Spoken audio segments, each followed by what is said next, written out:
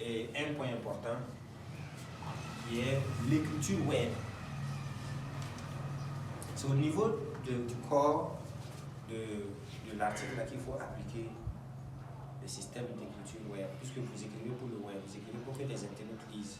Ça, c'est différent quand on écrit pour que ce soit des scientifiques ou bien des intellectuels qui lisent. Les intellectuels, ils sont sous terre. Même si le document c'est comme ça, ils vont tout lire et puis ils sont tranquilles. Ils sont habitués.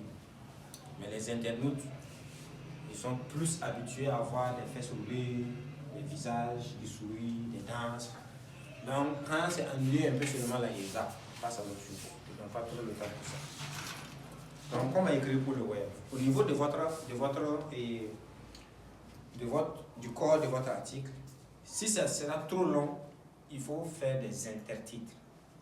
Ça, c'est la première des choses. Les intertitres, c'est quoi? Il y a le titre de l'article qui est là. Maintenant, il y a des intertitres. C'est pour dire que si le sujet dont vous voulez développer là, c'est tellement large, par exemple, pour toi, ton article là, voilà, viens, je vais prendre ça comme exemple.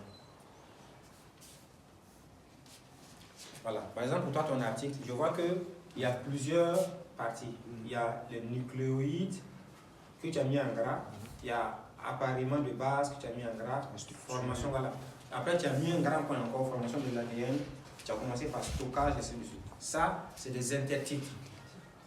En fonction du schéma de narration que tu as choisi, au niveau du corps de l'article, là, les différents points que tu as développés, si ça sera trop long, il faut les titrer.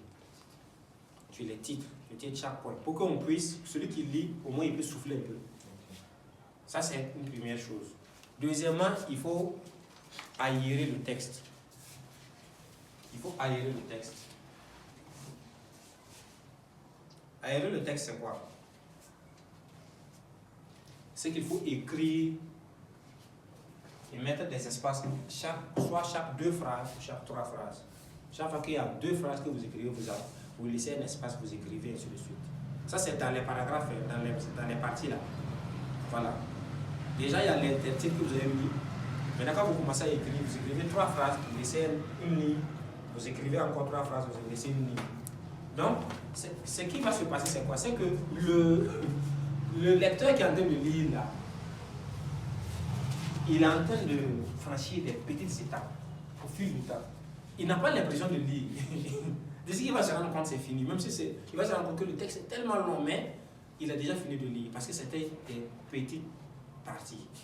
2 phrases, 3 phrases, chaque fois on saute une ligne. Donc il va lire ça, après il lit ça, après il lit ça, après il lit ça. Chaque fois qu'il finit de lire, ça va jouer sur le biais cognitif qu'on appelle le lobe temporal, je pense. Oui, oui. C'est là-bas que se trouve la glande qui produit la dopamine, là, non?